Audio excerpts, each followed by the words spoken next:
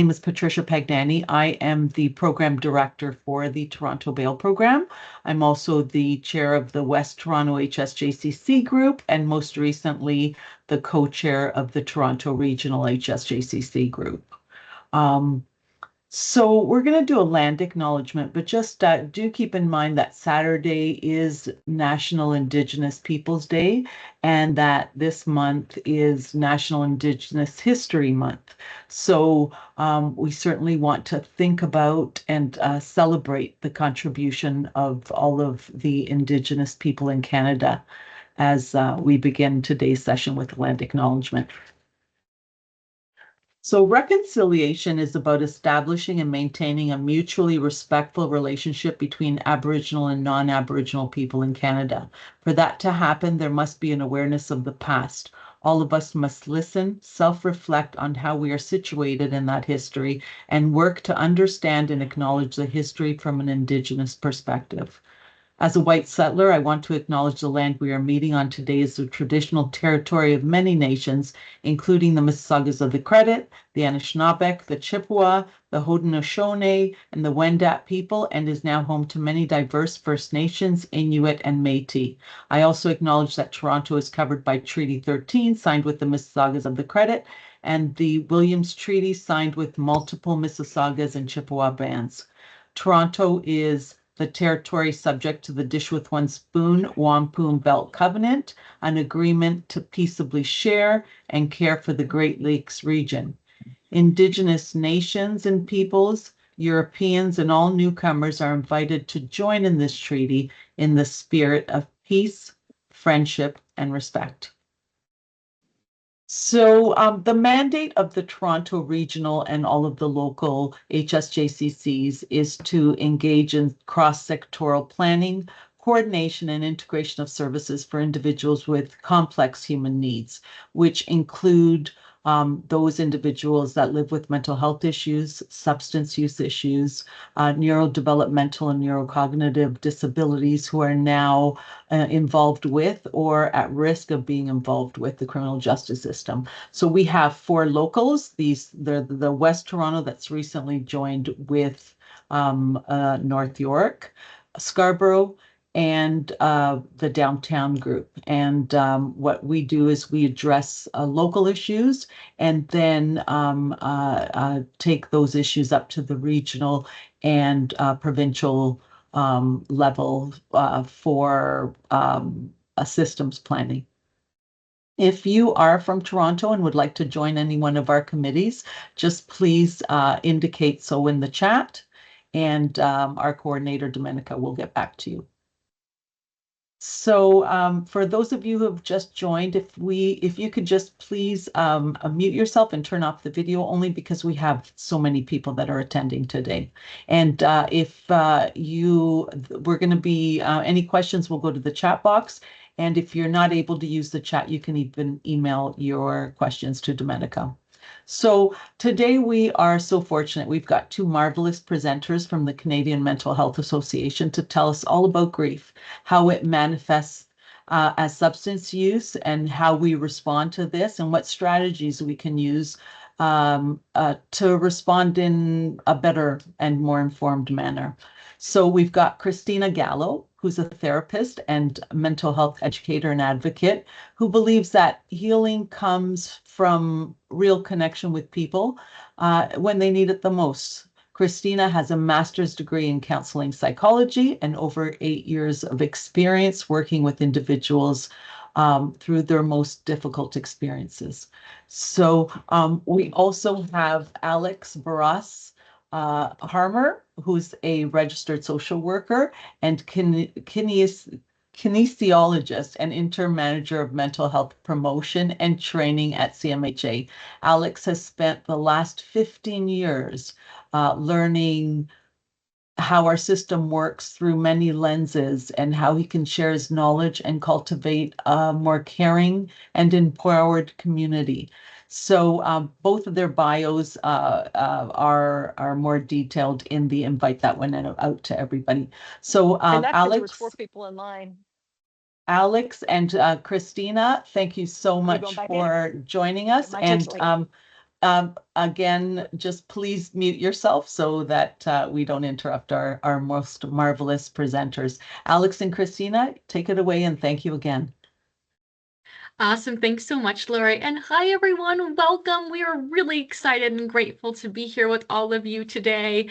We are going to be talking on the topic of who gets to grieve, substance use as grief's behavior, and the systematic punishment of pain.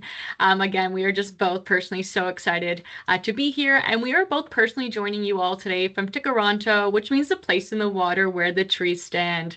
Tikaranto is the traditional territory of many nations, including the Mississaugas of the Credit, the Anishinaabe, the Chippewa, the Haudenosaunee, the Wendat peoples, and it does continue to be home to many diverse First Nations, Inuit, and Métis people.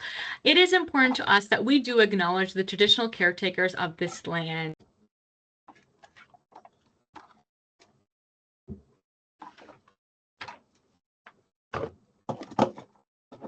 You've been muted.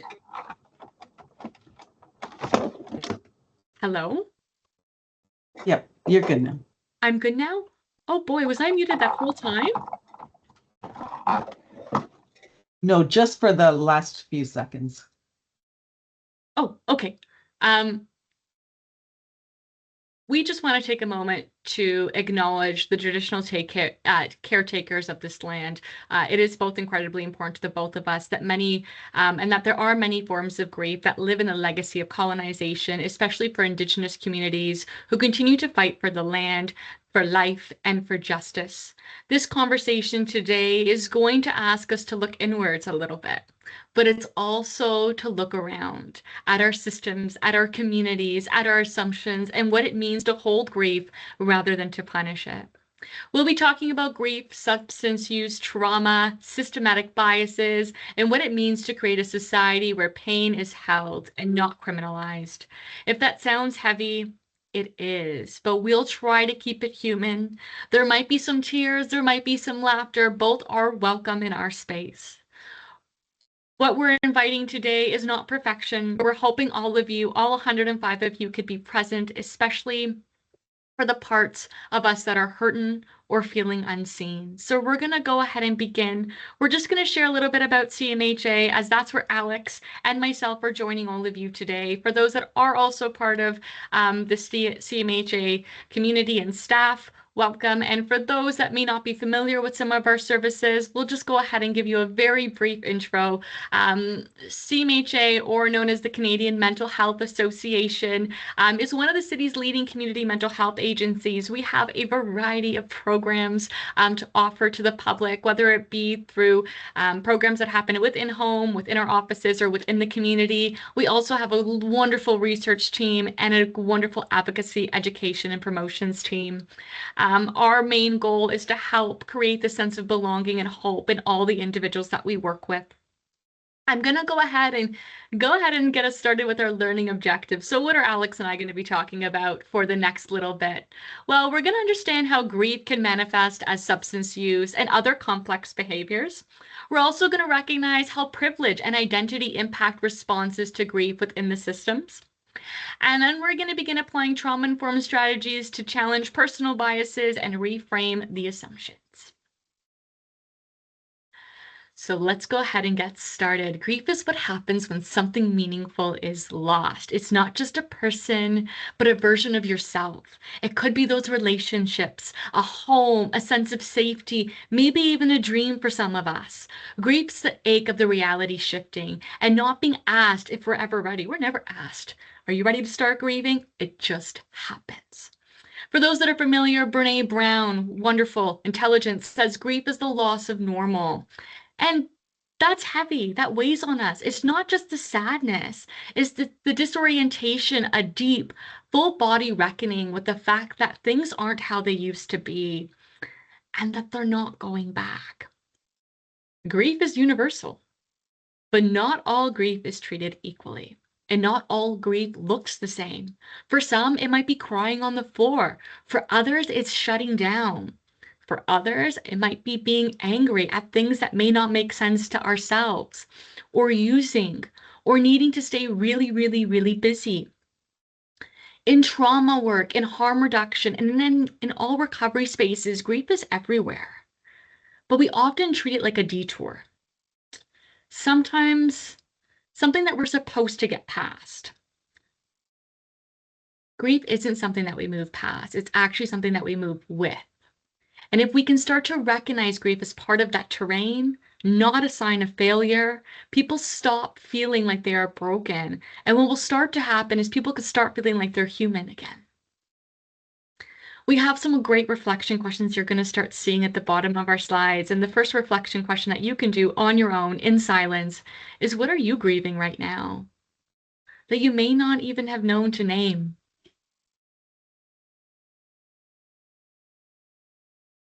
People grieve in different ways. It's incredibly important to acknowledge that. But not all coping is treated the same way. So I want to take a moment here as we begin to name something that doesn't ever get named enough. Substance use can be grief behavior. Pain is hard. It's uncomfortable. It isolates us. And when people are in pain, they reach for something that helps them survive it, even if it's just for a moment. That something could be working too much, eating too little, or even more than typical, binge watching a show, endlessly scrolling through our phones. And I'm sure a lot of you are hearing me speak and you're like, oh yeah, I do that, maybe before bed, when you wake up, whatever that might look like for you, or even hooking up with people you don't really like or care for, or you're using substances. We've all done some version of this, whether we are consciously aware of it or aware that it was related to grief or not. In the given moment, we all have our own way of navigating pain. And the reality of that is not all coping is treated the same. Society has built an entire hierarchy around how acceptable your grief expression is, and it often mirrors privilege. So I want to talk about a few examples here, which I think are really important to highlight, right? We look at overworking. What do we say? Wow, look at them. They're working. Look at all those hours. They're making great money. It's praised. Extreme dieting, admired. In certain cases, you might go to a gathering, person refuses the treat, might be cake, might be a donut, whatever might be. And we're like, oh, wow, well, good for you for not wanting dessert. I could never do that. We admire it. We look at that. We're like, wow. Spending money on the yoga, the expensive juice cleanses, what society or social media might teach us is to be wellness. And we look at it like, wow, it's for us, it's wellness, it's a good thing. Sleeping in after a traumatic event, though, can be referred to as being lazy. Using drugs to cope with loss, often criminalized. So then the question to all of this becomes, who gets to grieve without being punished? We see this every day in our justice systems, within our healthcare system, within our schools, right? If we look at a straight, white, middle-aged man drinking every night after a busy day of work at the office, may be viewed as totally normal way of coping with stress. But if we look at a young, queer, Black woman drinking the same amount, be viewed the same way? What about a grieving single mom using opioids to cope? Grief is filtered through the race, through the gender, through class, ability, age, and culture. And depending on where you sit in society, your pain may either be supported or judged. And if we stop punishing pain and start getting curious about it, we start to build that society where individuals can collectively heal and it becomes possible. So again, as I mentioned earlier, we've got a good reflection question for all of you to reflect individually at your own time, in your own quiet space. And that is, who gets to be seen as in pain? Who gets labeled a problem? So we are going to take a quick moment here, and we're going to start looking at the individual level to all of this, understanding your own grief and your own biases. Before we can change the system that punish grief, we have to understand that the stories we have ourselves carry it as well, especially the ones we're not consciously aware to or agree to, but internalize in any way. Each of us here today or listening, we have our own grief story. In fact, some of us may have many. Some are loud and some are obvious, a death, a breakup, a job loss. Others are more subtle. They're not as known. And that could be the version of ourselves we didn't ever get to become. That could be a childhood we never got to experience. Or even a future we hope for that has slipped away very quietly without us even realizing. And then there's the grief that we're not even aware that we're carrying. The kind that shows up during burnout, irritability, disconnection from others, a sense of numbness that oftentimes we catch ourselves being like, I can't even explain why I'm feeling this way and what is going on. So there are some great questions that we could ask ourselves, and they can be quite challenging. But with time, we can begin to digest them. What am I grieving right now, or maybe even still, that I haven't even named as grief? What do I reach for when I'm in pain? And what do I judge in others? And how might that be connected to the grief I haven't made space for in myself? This all matters because often we judge others for being dramatic, for being lazy, for being too emotional. When we're really doing is rejecting something we haven't had the permission, or let's be honest, the capacity to face within ourselves. So with that, I want to take a moment to acknowledge biases. Biases aren't overly overt sometimes. They're sometimes unconscious. And often they sneak up on us before we even know it. It's that thought that pops in your head and you're like, whoa, where did that come from? And sometimes it could sound like this. I never cope like that. They should be over it by now. Some people just want attention. These thoughts often come from the stories that we're taught by culture, by the media, by even our family, and about grief that should look like, and who deserves to be supported in it. So here's this reframe. Let this be the space where we can unlearn, where we gently confront the parts of us that we want to control or fix or judge instead of just getting curious. Bias shrinks in the presence of compassion. And grief needs space. It needs permission from you and for you.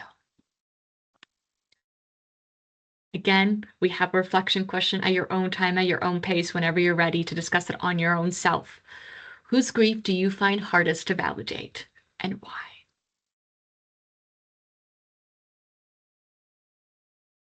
All right. Thank you, Christina. I appreciate it. So carrying on from here, we've just focused in on the individual a little bit. I'm seeing some comments in the chat. Yes, grief hits so hard and so heavy for all of us in our own ways, our own experiences. And so, as Christina just rightly mentioned, we focused in on our own experiences, our own beliefs about grief, our individuality. And now we're going to zoom out just a little bit, and we're going to start going from those personal reflections to the communities that we're a part of. And all of us have our own experience of, again, being in community and what that means to us. But let's break it down a little bit. So even if you do all the internal work that Christina just mentioned, which isn't a one-stop shop, it's very much ongoing, consistent, lifetime work, and you do that internal work, if your workplace or your friend group or your family still shames or punishes grief, then the harm continues and perpetuates. So the next question from here becomes, how do we show up differently in the spaces that we're a part of and the communities that we're a part of? And that doesn't always mean a big dramatic intervention. That's not where we're going with this, but sometimes it's simple and powerful. And it's I was going to say as easy, but none of this is easy work. It's as simple as the act of saying, hey, maybe that person's grieving. That's why they're acting that way. And that's okay. So if you're encountering someone who holds a belief that, oh, someone's drinking a lot or someone's leaning on substances, and they kind of shame or judge that behavior, you have power in that moment to be like, hey, maybe they're doing that because they're experiencing grief and they're coping, and just hold that space and pause in it, which is really impactful. So we're going to break down a few ways that you can actually personally challenge harmful grief narratives in the communities that you're a part of and what that looks like. And we're going to do it using what's called the Challenge with Care framework, or on the screen, you're seeing catch it, name it, hold it, and model it. So we're going to break that down, talk about what each of those refer to, and how they can be put into practice. So the first piece is catch it, which is starting to notice when grief is being judged or dismissed or erased. So again, when someone says, oh, they're still talking about that, or oh, they just need to move on, or not even explicitly kind of naming the behavior, but you see an energy of judging why someone might be using in the context of substance use, or someone might be drinking. Notice that just as a little red flag of, ooh, this person has a belief about grief or has a belief about substance use that they're still working through, and they might be dismissing someone's pain here and thinking about why that is. So that's catching it, catching the act of someone judging grief or judging substance use. Part number 2 is then moving on to naming it. So again, not with shame, but with care. Shame can really shut down conversations and dialogue and unintentionally perpetuate harm when that's not what we're intending to do. But we want to hold space for dialogue here. So what this can look like in practice is trying, hey, I wonder if what we're seeing here is grief. That can look different for everyone. I wonder what's going on. And we're not saying that you need to call in everyone's grief around you. It's totally up to you in your own capacity, boundaries, what's going on in your life. But when you become someone, and many of you might be this person already, but when you become someone who invites a pause in the narrative and challenges what someone just said in kind of a warm, empathetic, non-judgmental way, that's really powerful and starts to build those space where we can destigmatize grief and substance use and actually call into question what's really going on here for the person at hand. The next piece is holding it. By holding it, we mean holding the tension in the challenge of actually doing that work. This is really, really hard. And this is not specific to grief work, but really any challenging conversation, because it's really tempting to back away when other people get uncomfortable or you get uncomfortable having those hard conversations. But the reality is discomfort is the birthplace of change. This is where people actually start to reflect on their own beliefs. They start to reflect on the systems that they're a part of, narratives they may have grown up with about substance use and what it means to use, and actually start to do that inner work of rethinking those narratives, relearning and unlearning. So what this can look like in practice is saying, where do you think that belief about grief came from? And so if they push back, I'm saying they being, my intention is not to other here or to label someone as an outsider, but if you're having a challenging conversation and you name the grief and you're like, this person could be grieving. And they're like, no, they're not. They're just like, they need to do better. I'm creating a narrative here, but let's use that as an example. You can hold that ground and hold on to that tension and say, well, what if they're using for grief though? We don't know. What don't we know here? And how can we view this person differently or view the situation differently so that we're taking care of them and taking care of our community rather than judging and moving along and silencing what's happening here or turning a blind eye to it, which ultimately doesn't help anyone involved. The goal here is to take care of our people, take care of our communities, and again, move towards more grief-informed practices. Another phrase or script, I'm a big fan of kind of scripts to use on the fly, is would we see it differently if this was someone that we loved? It can be really, again, easier when you see someone on the street or a stranger or someone you don't know who's using or in grief or having a hard time just in general and kind of blame or turn away from that behavior and be like, oh, I would never be like that, or I would never do this, or how could they do this? And what if that were your brother, sister, family member, close friend, loved one, chosen family? How would you feel about it then? How might that reframe how you think about the situation? The final piece of it is modeling it and what that looks like in practice, which you're also doing through these 3 first steps, the catch it, naming it, and hold it. I love the questions I'm seeing in the chat about not being taught how to grieve and do this work. Totally. That is so spot on. I really appreciate that.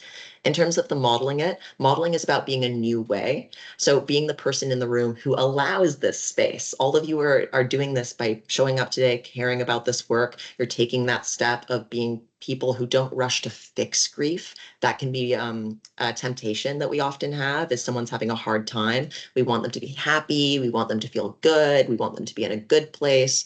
But the reality is grief is a part of all of our lives. We all go through hard periods. What do we do about it? How can we hold that?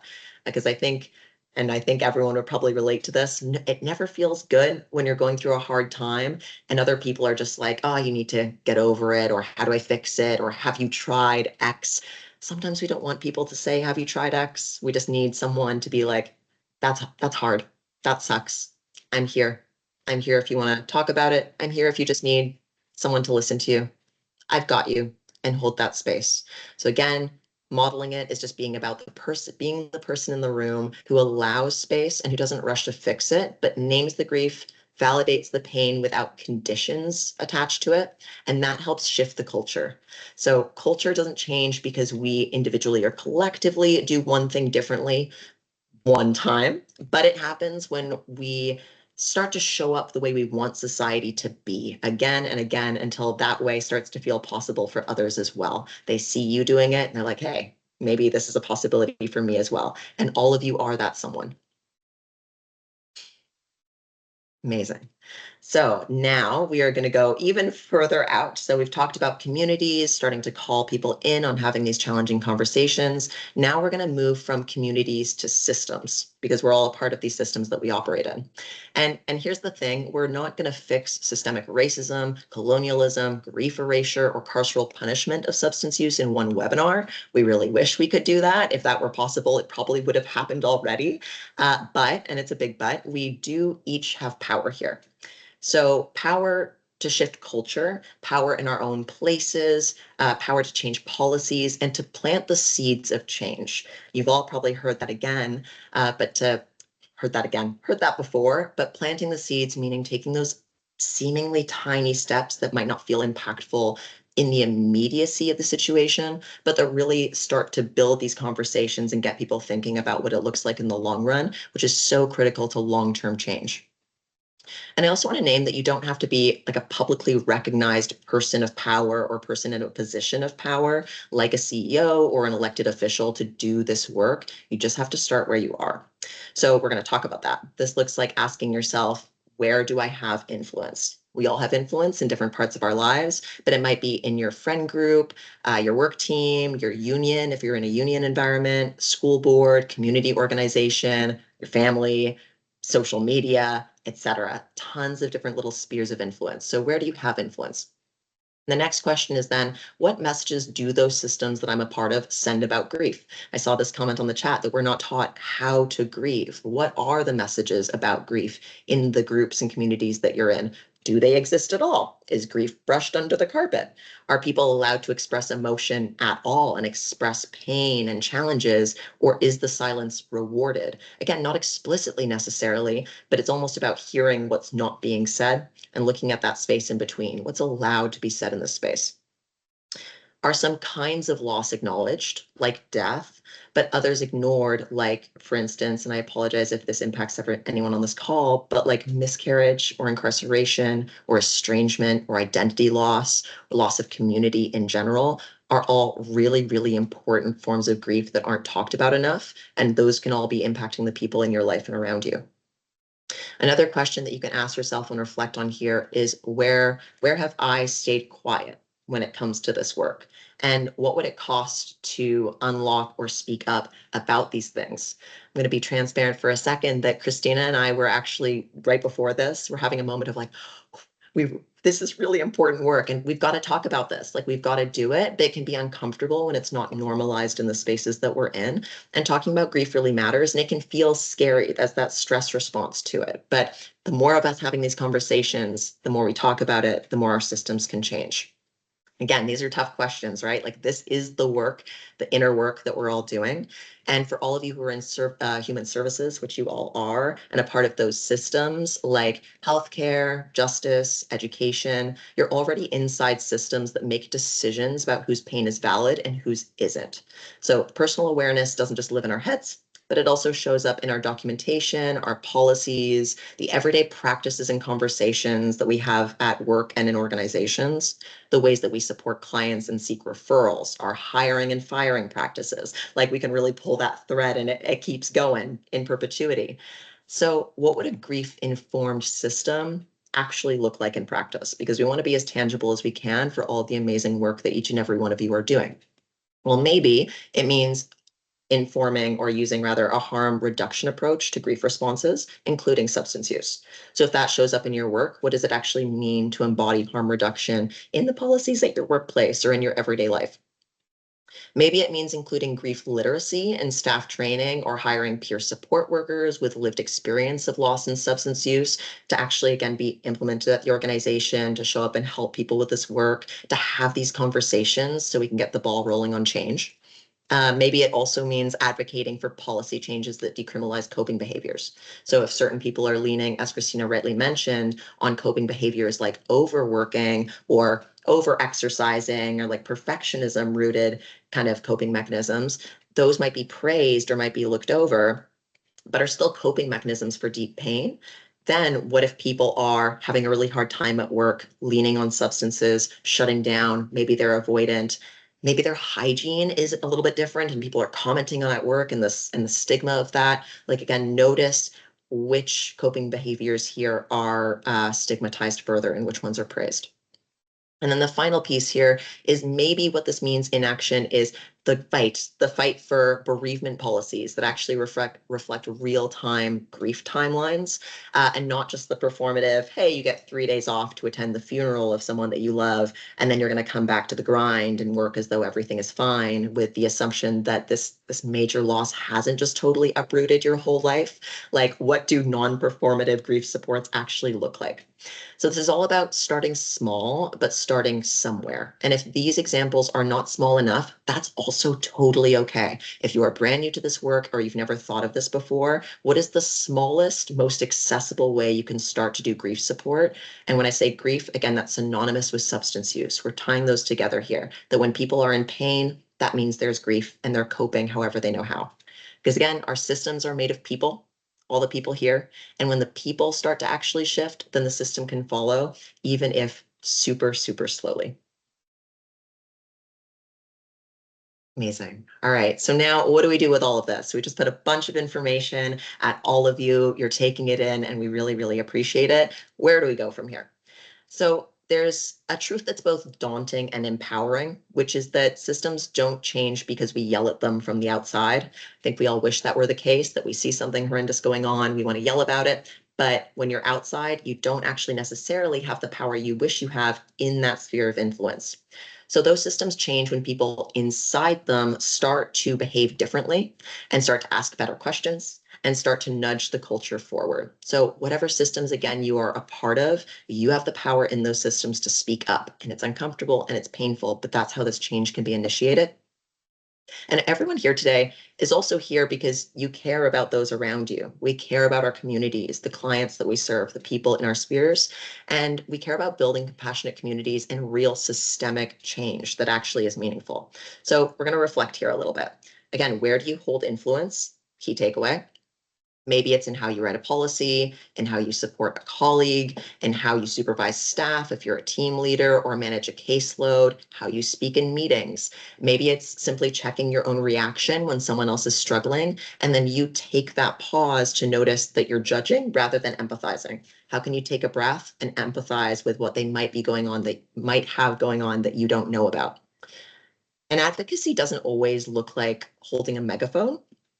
Sometimes it looks like consistency, where again, you're modeling something new, which we talked about it earlier in our challenge framework of, I'm gonna pause and sit back and just notice how people talk about others. I'm gonna notice the judgment in the room, notice what behaviors are shamed and which ones are, what's a word I'm looking for, reinforced.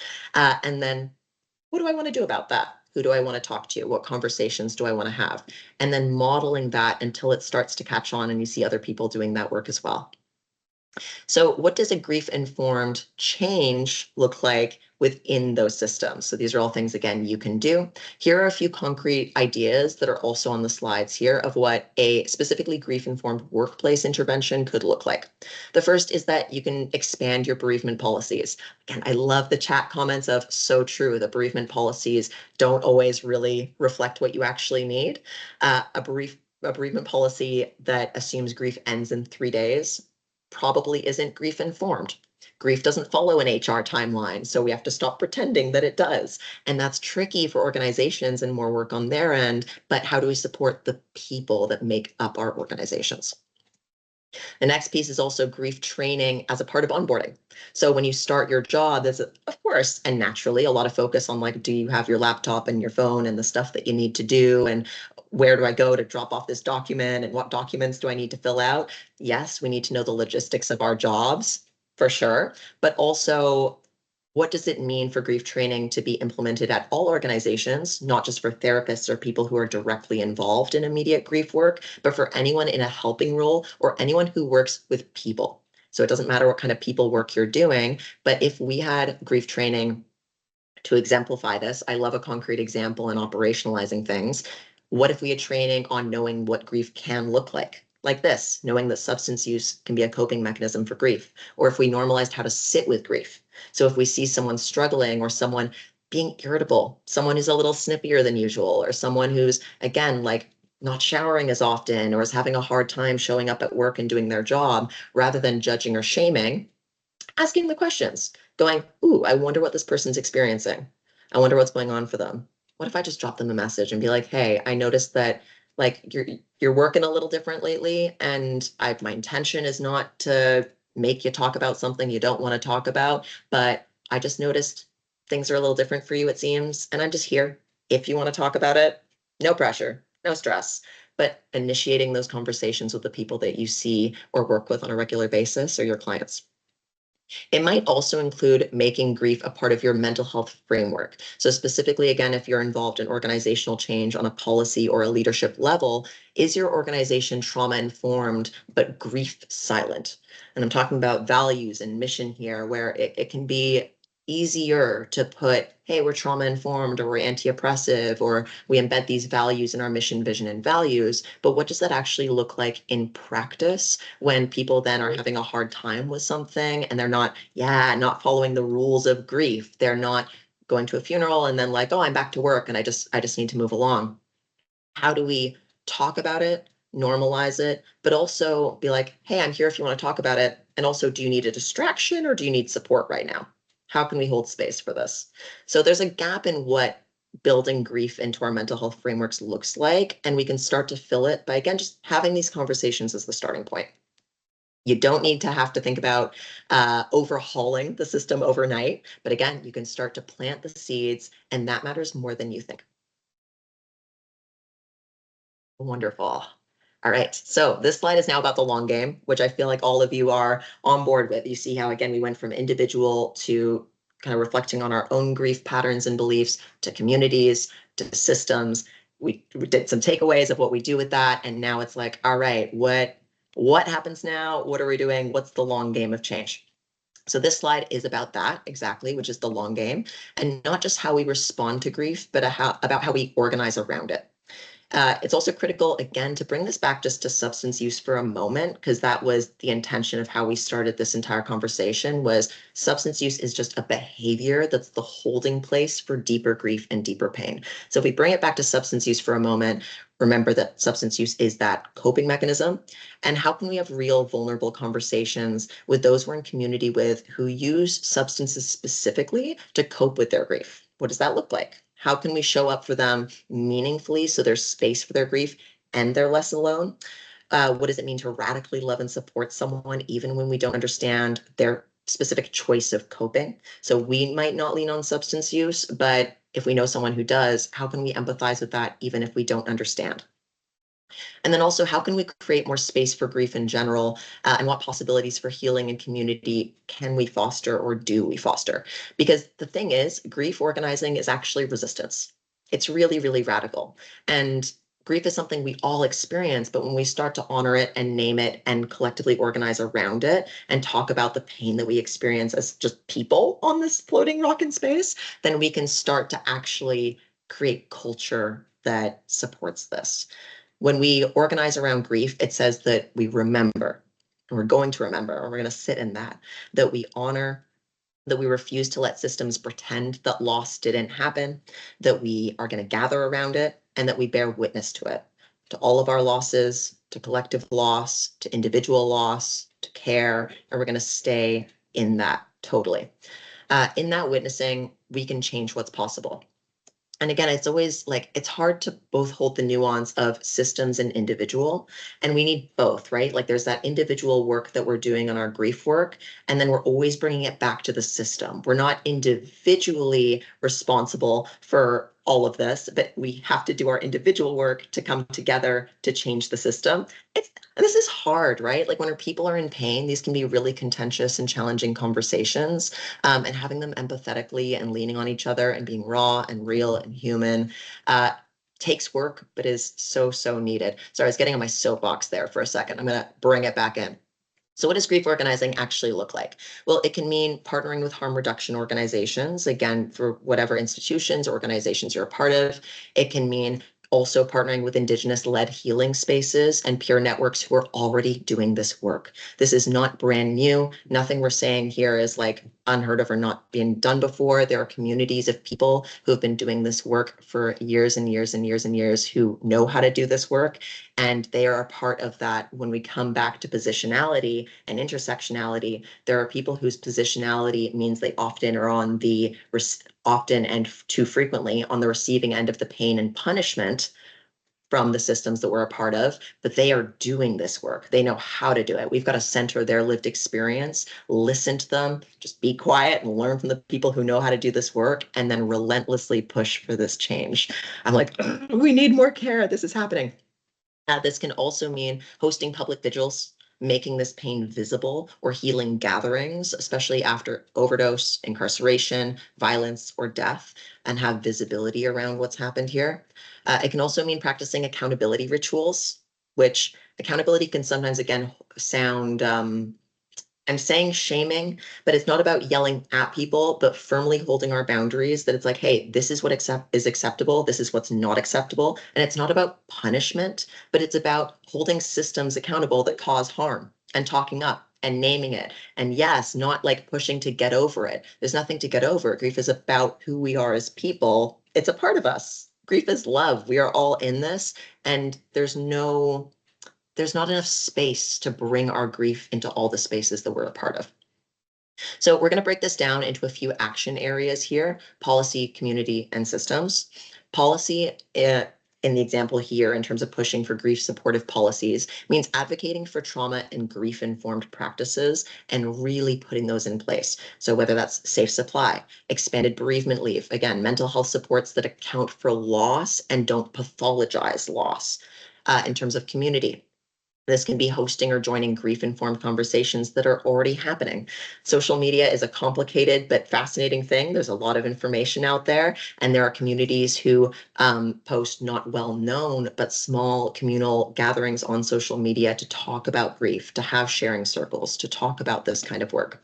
So we can have those grief-literate conversations with our close people and people that we trust and feel safe with. Or we can create spaces where loss is named rather than shamed and get the ball rolling on that. If any of you have people in your life who are ready, willing, and able to talk about grief, get them together, talk about this, start to have that conversation. And then finally, from a systemic lens, how can you join efforts to push for structural change that already exist? And this can be lobbying, here we are, lobbying for decriminalization, pushing for housing support approaches, or fighting for funding that supports grief work in justice and healthcare systems. Again, there are efforts that exist. You can join that bandwagon, because ultimately grief is political. It really is. And grief literacy is a form of collective care that disrupts those cycles of trauma, punishment, and abandonment. So people are not re-traumatized, people don't experience more harm, and we start to move towards collective care. So what if your grief, or the grief that you've held space for, became a reason to build something better?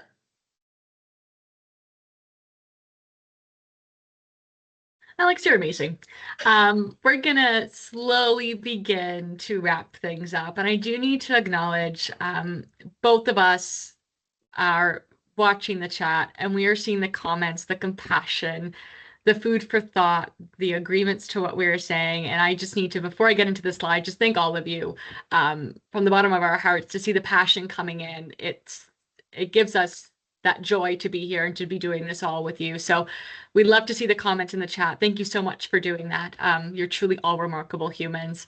We're going to just slowly slowly get closer to summarizing things here, and just reminding all of us here today of some of those really big takeaways.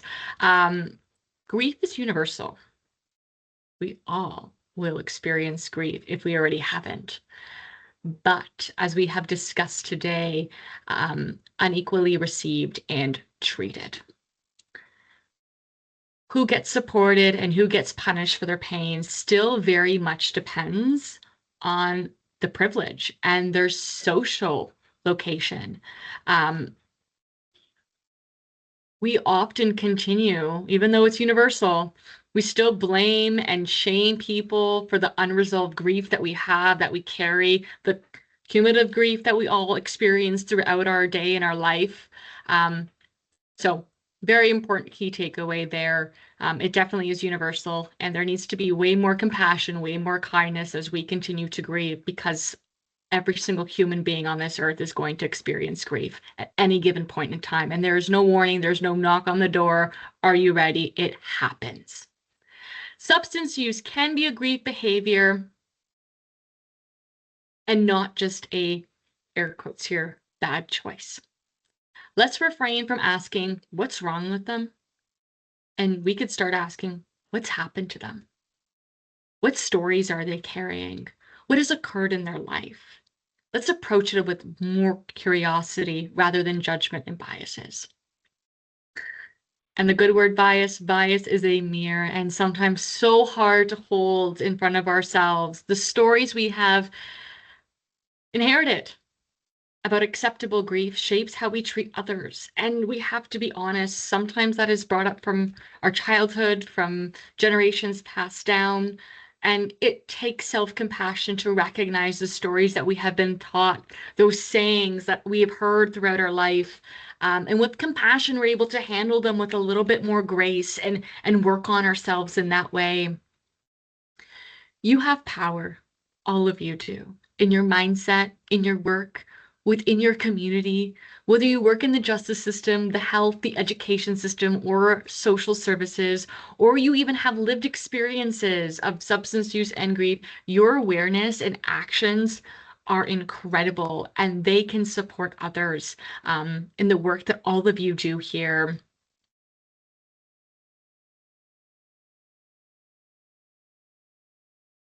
Grief isn't a detour. It's part of the road that we're all on and the journey that we have. And when we can honor it, which I know sounds incredibly hard to do sometimes because it can be incredibly painful for all of those that have grieved here within ourselves and each other and in our policies and practices, we don't just reduce the harm, we can build something that looks a lot more healing. I think it's also very important to note that we recognize for some of you, nothing we've discussed today is new information. You're all so incredibly brilliant and so amazing at all the things that you do. And maybe for some of you, this may be brand new territory. And if you take away one thing here today from our conversation, is that grief and our ways of coping with it is not the enemy. Grief is the evidence of what matters to us. And we lean on coping mechanisms when we as individuals and our broader systems fail to recognize and truly care for our pain that we do experience.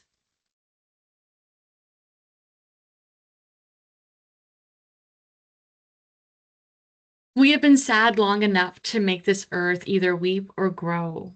And that's the quote that you could see here on the screen in front of all of you. And grief, when we keep it silent, can lead to despair. It leads to isolation and truly leads to that further suffering. Or it can be a powerful force for positive change, growth within community, even if it's a super small change within yourself. So we're going to end with these reflection questions for you to take on your own time, at your own pace, as you continue to grow and learn and all of this. And that question is going to be, what is one thing you'll do differently to care for grief tomorrow? How will you speak up when you hear about grief being judged? How will you pause when you feel that judgment rising in you? How will you make space for your own grief without apologizing? And these are hard questions. They're not easy. And I recognize that even when, I think about them myself. And in the roles that we have, like Alex mentioned, coming in today, we were both like, this is big, this is important. There's a lot of emotions here. And they're not meant to be answered within a second or by the end of the day. They're meant to be a processing, ongoing growth for all of us here. And of course, how can you practice opening room for grief in yourself or in someone else?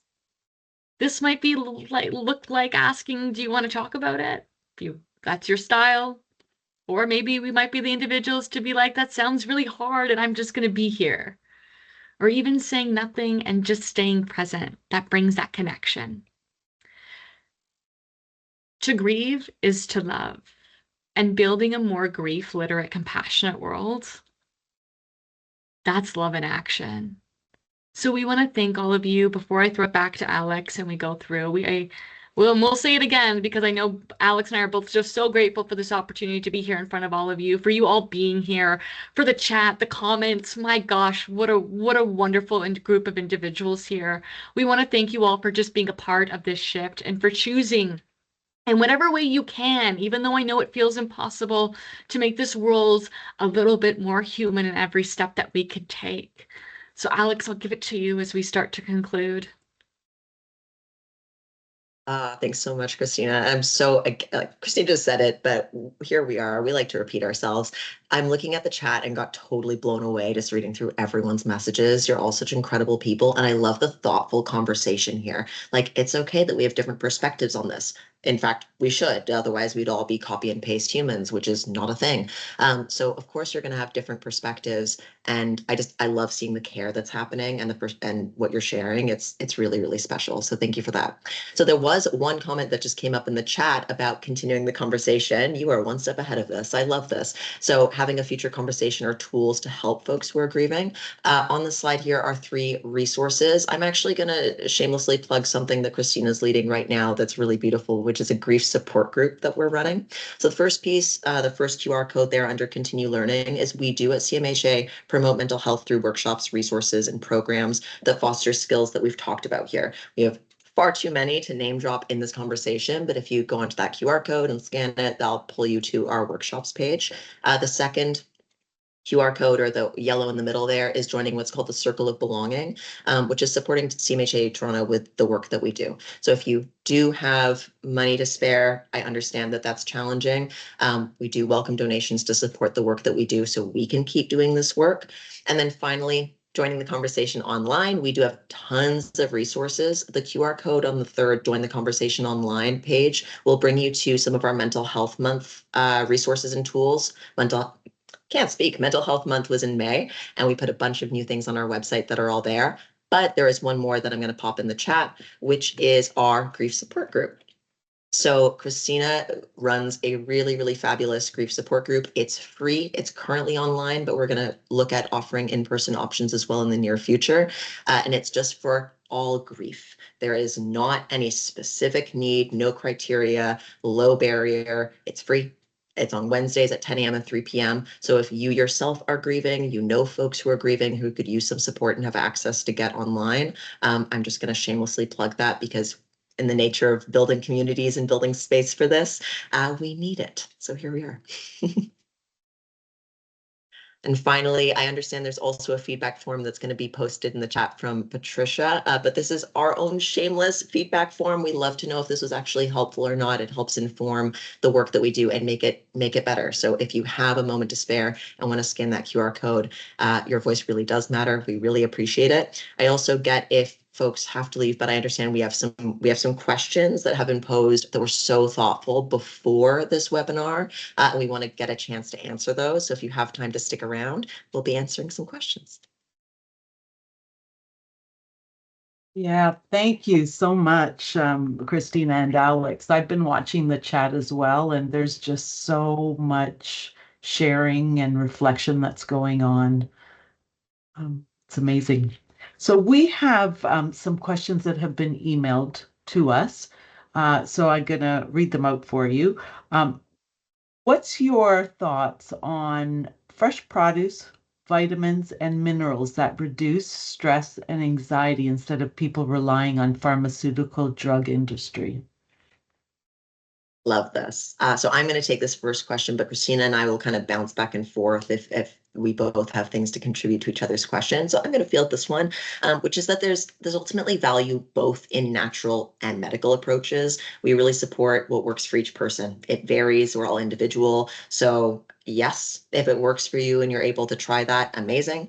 Some people find support through nutrition and supplements for sure. Other people, medication, some a combination thereof. But I do really want to name this, and Christina would too, is that access, privilege, and personal beliefs really shape cultural opinions, systemic opinions about what's available, what's preferred, and that no approach is inherently better, but that like food scarcity is a thing. And so not everyone has access to fruit, to fresh produce, vitamins, minerals, things like that. So what you have access to that works for you is awesome, and that all forms of support deserve respect and deserve thoughtful care.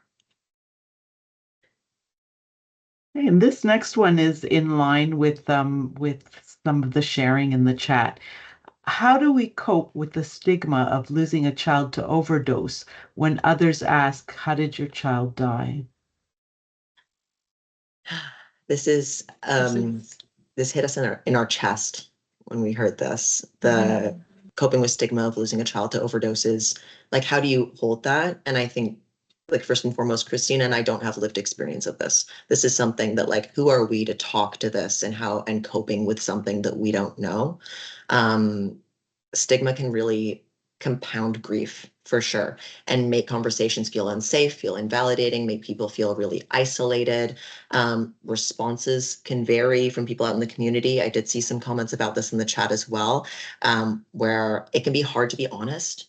And like, if you are the person who has experienced this, I also just want to name, I'm really sorry that this is a thing you've had to experience in your life. This is like such a form of suffering that I cannot imagine and must be like painful, doesn't cover it. And it must be really hard to choose when to be honest and when to be private and who you can share what with. And I'm just like sitting in the weight of that. That coping might involve creating safe spaces where like the full story of your child isn't acknowledged and you can't feel safe really like remembering them publicly. Again, isolation comes to mind. It's totally okay. I want to validate it's totally okay to share only what feels comfortable for you, that no one's owed your story. You don't have to share anything that you're not comfortable sharing. The key is honoring your grief in a way that aligns with your needs and not with others' expectations or societal pressures to grieve a certain way, which was a common thread in the chat. Yeah, Christine, do you have anything that you wanted to add to that? No, you said it so well. That was perfectly said, Alex. That was great. We have a question here about how does intergenerational trauma manifest later in life as grief? Alex, if that's okay, I'll go ahead and answer this one. This is such a wonderful question. And when I saw it, I was glad that we were able to address this. You know, intergenerational trauma can express itself in a very deep sense of loss and longing. And that could be for a variety of different reasons. That could be for safety, belonging, or the emotional connection of it all. People may even grieve what was missing in their upbringing, or the pain carried by the earlier generation that they had to experience. Oftentimes, this grief is really hard to recognize because there wasn't one clear event or situation or an obvious loss of some kind, like a death or that separation here. Instead, it may be tied to things that were absent, such as the nurturing, the stability, the culture that's lost, that wasn't allowed to be shared or discussed. And including that identity piece that is lost often with individuals who go through all of this. And even those losses isn't always easy to name. The emotional impact is incredibly real and incredibly raw and very, very significant and valid. And this may show up at any stage of life, I'll be honest with you, with struggles with identity. This often can impact our relationships with others or feelings that something is missing within themselves as they continue to grow and age and have various experiences. And what's really important to hear is to recognize and name this grief, even if it's not tied to one singular event. It's an important step to recognizing it and acknowledging what has gone on. and supports that. Alex, was there anything that I missed? I don't think we're good. Okay. You nailed that. Hey, I like this question. How can I assist someone who is grieving and has a substance use issue, but they're avoidant? I'll take this one. I'm like, wait, who do we want to go to? Christina and I just side eye each other, and we're like, there's so many things that's going on here. We both want to just give everything, but go ahead. We both get so excited. So avoidance, first and foremost, can be and actually is a protective mechanism, just like substance use, which isn't talked about enough. Again, it's just a behavior. Avoidance is also another thing that's stigmatized. I'm totally going like therapist hat for a moment, but for anyone here who's heard of like attachment theory, and if you haven't, that's okay, don't worry. But if you've ever heard like anxiously attached or avoidantly attached, typically avoidant people, aka people who kind of like don't want to do a thing or pull away from a thing, that can be stigmatized. And people are like, oh my God, this person doesn't want to fix a thing. And it can be really shamed. But it's not necessarily a sign of unwillingness, but actually a sign that that person's been hurt before connecting with people, that they have their own trauma there, and that something that will take time, but that they're looking for is building trust through kind of gentle, consistent support. And then maybe that door will open over time with them just being validated. And just a lot of avoidant people or people who lean avoidant have had their experiences invalidated over and over and over again. And they've learned that they can't trust people, which is really heartbreaking. And so having just repeated showing up of people is really helpful. And that support also doesn't always mean talking. It can be just presence, small gestures, checking in without pressure being the keywords there. And that if someone who is grieving and is using, that they also, we can acknowledge their coping strategies without judgment, even if they're different from your own, which we talked about earlier as well. It's like, hey, I don't understand why this works for you, but I am here for you, and help me understand. Get curious about it. Be like, what does this mean to you? Help me understand this story for you. Respect their timing, their autonomy, and healing always starts with safety. People can't change unless they have a safe space to actually grieve the thing first before moving on.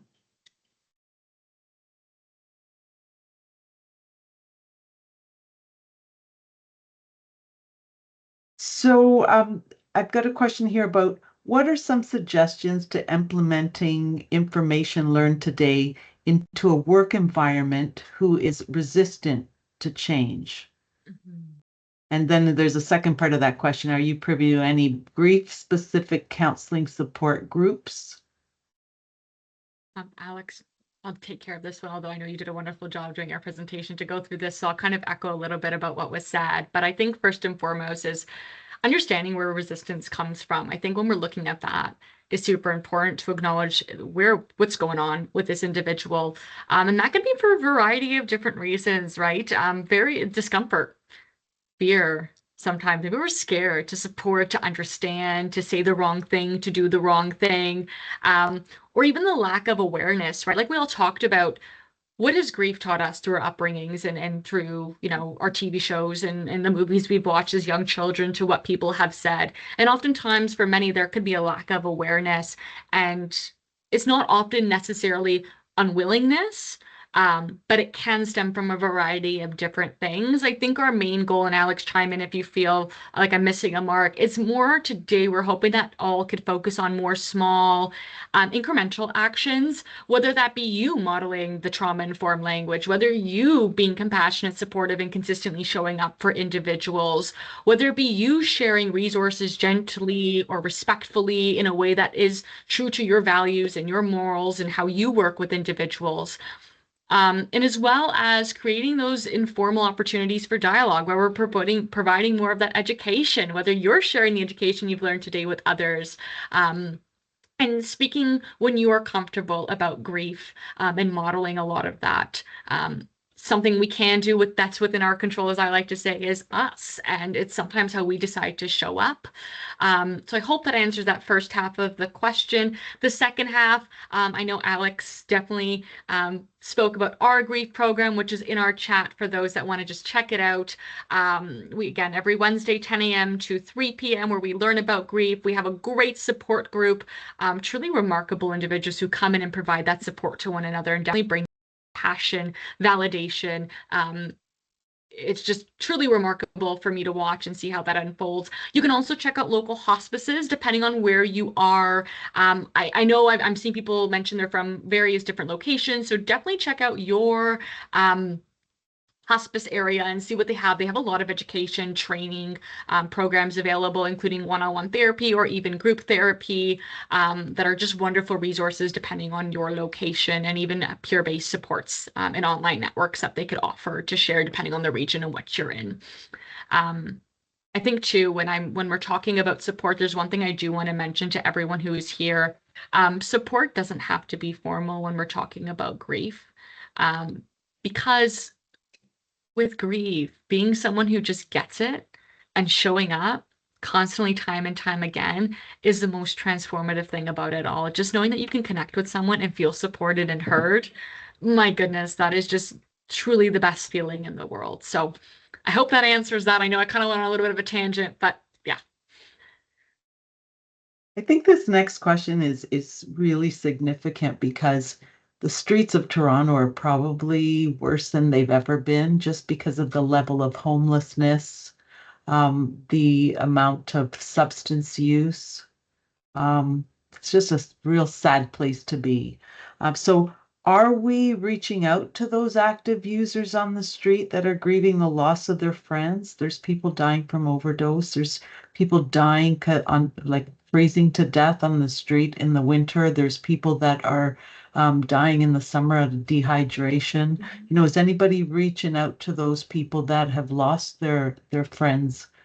You know, how are they coping? How has their attitude changed? Are they reaching out or calling out for some level of support? Alex, I'm gonna try my best to answer this one, but as always, you know the drill. This is a very important, large, and multi factor question here, and I'm going to try my absolute best to hopefully answer it. Many streets within the city of Toronto, these individuals are experiencing repetitive loss, often without space or support. There could be loss of identity, loss of hopes, loss of dreams, loss of what they once had, loss of safety. It is very complex, right? And what's important to also recognize, like we all were able to say in the chat today, is expressions of grief look incredibly different, from emotional shutdown to moments of vulnerability and or connection. And that's really going to be dependent on the individual. I like a comment that was said in our chat. We can't force anybody. Sometimes that's way more harmful. But it's more about showing up with that compassion and that care, even if it's over and over and over and over again. People No, may I not don't ask, either. people may not ask for help directly, right? But sometimes we can see it in their words, or their actions may reflect that desire to be seen or supported. It's important to approach this, and I'm going to echo this really loudly. It's important that we show up with consistency when we are supporting these individuals, with care and non-judgmental characteristics. And I'm going to echo this a little bit more. When I'm talking about non-judgmental, I know all of the people in the room, or I hope at least, that they're not showing up with judgment, but there are biases within all of our bodies, and that could be in the tone of voice, how we choose to show up that day, our body language, our eye contact, and our facial expressions. And it's important to keep that in check when we're working. There is compassion fatigue in our world, and all the jobs that are present here today, and it's very evident. So making sure that that's in check when we're showing up to support, because the minute we show up with even just an ounce of a tone change, that individual could feel that we are judging them, and we wouldn't want anyone to feel that way. We want everyone to feel supported in the best way possible. And also recognizing, which is really hard, the limits and our systematic barriers is also part of this process. Sometimes the best support is simply just showing up and listening. I used to do a lot of frontline work with the city of Toronto, with the streets of Toronto. And, you know, there's some days where I would show up and it was just listening and listening, or being told to leave. And it was tough. It's not easy, but consistency with some of these individuals really help to have that connection and that support. And when unsure, asking within your own networks of peer supports may open up more meaningful supportive pathways, and checking within our own toolboxes of the people that we know to help support. I think that's my best answer, Alex. Anything on your end that I missed? There was lots there, and it was so beautifully written, and I hope that I was able to echo all different aspects of that. That was, yeah, I really, really appreciate your answer, Christina, for sure. The only thing I'll add to that is coming back to the systems view, which we talked about today, of individual through to systems, is when we talk about, are we reaching out to people who are street involved or grieving loss of friends, we also think about the social determinants of health and who has access to safe and consistent housing and who doesn't, and the reality of how all the factors of policy and I'm like, how do I even say this succinctly? Like, it matters what policies and what legislation are being passed that support the lives of our people. Are people having housing scarcity, not because they're not doing individually anything wrong. Housing is not an individual issue. Housing is a collective systemic problem. And when people are leaning on substance use because they don't have a home, that makes sense. Like, of course, I do not have lived experience of being unhoused. That is not something that I know. I don't have experience of being street involved, but I can empathize or imagine that if I were, that I too would, of course, naturally lean on substance use to make it through the day and just live one moment to the next. So there are amazing organizations and people doing the work of reaching out to those who are unhoused or street involved or using substances in different modes and modalities. There's not enough work being done. There needs to be more pressure for policy change and systemic change. And I hope that this conversation can lead into, again, if people have capacity to do that work, to please do that work. I think this question probably comes from someone who wants to support individuals that are grieving and maybe turn to substance use. If substance use was already present, how can you discern whether or not grief was part of the reason for it? I'll go ahead with this one, Alex. This is a wonderful and great question for all those that are here. And being honest here, it's sometimes not possible to clearly separate grief from the other factors that might be going on, right? People often carry multiple layered experiences. We are human, we are complex, we are not easy, we're not robots. You can't just get a manual read, oh, this is what's going on, right? And grief may be one part of a larger story for every human individual. And rather than searching for that root cause, and I know that's not the intention here, but with all of our work that we do, it may be more helpful just to be more curious and more open. And I know what we're all saying is that humans are complex and difficult, but with that connection, and I'm seeing it in the chat, that can help with understanding one's story when they are ready to do so at their own pace.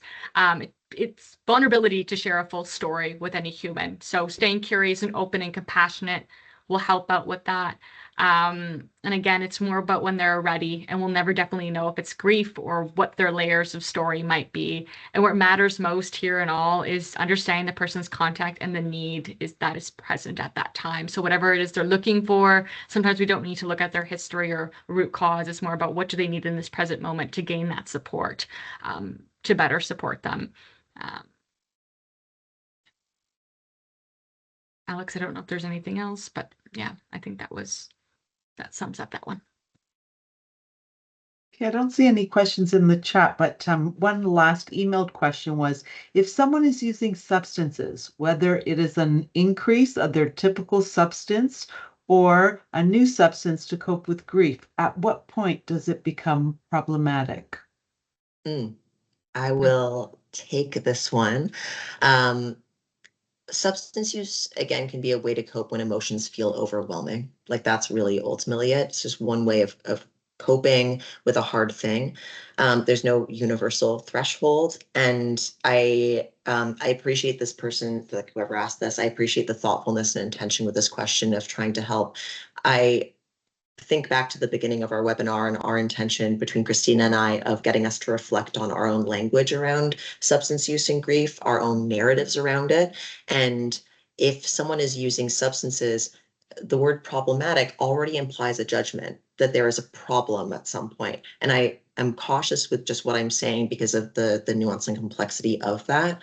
But for instance, I'll kind of like exemplify this. If you have a loved one in your life who's leaning on substance use to cope, and they're kind of, I hate getting further and further to rock bottom, but they've cut off supports, they've pushed people away, they've isolated themselves, they're like, and you're watching this, you're observing the thing happening, and you're reaching out and you're trying to help, and you're trying to be there, and you're trying to be supportive.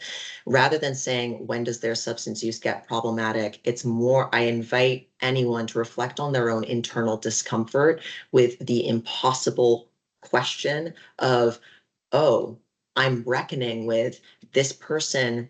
Will their rock bottom, will their isolation and pull away lead them to want to change and want to do something differently with their lives? Or is substance use an alternative to suicide?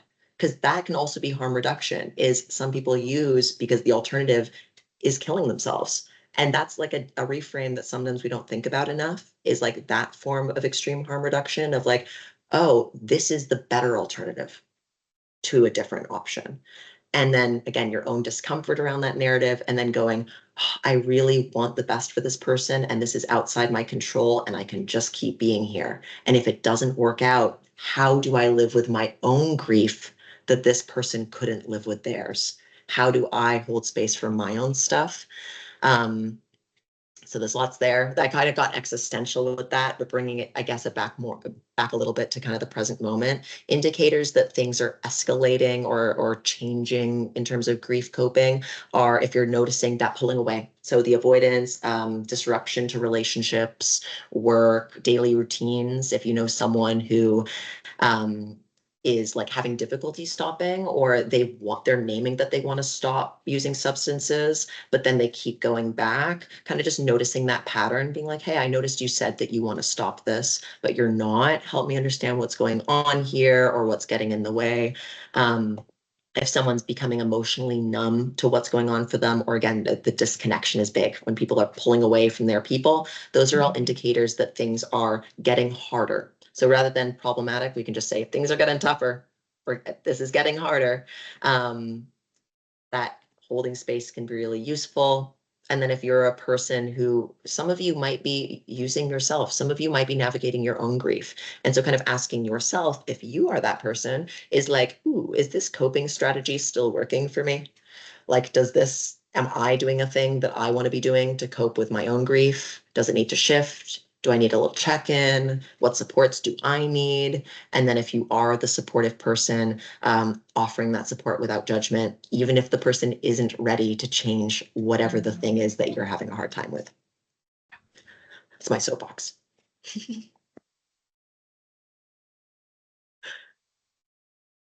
So before we wrap up, I'm asking if everybody could please just take a minute. I promise it doesn't take more than a minute to fill out the evaluation. It just helps us in the direction of future Lunch and Learns. We'd really, really appreciate that. So that is just such an important conversation. There is so much sadness out there, and sometimes, people are sad, so they need to just find a way to deal with that sadness somehow, some way. And unfortunately, that often means turning to substances. And then there's a whole bunch of other problems that can arise from that. So I think this conversation is so important because Katie said it so well in the chat. Human connection changes direction. And that it just falls right in line with what's in both of your bios. Christina, you said healing comes from real connection. Couldn't agree with you more.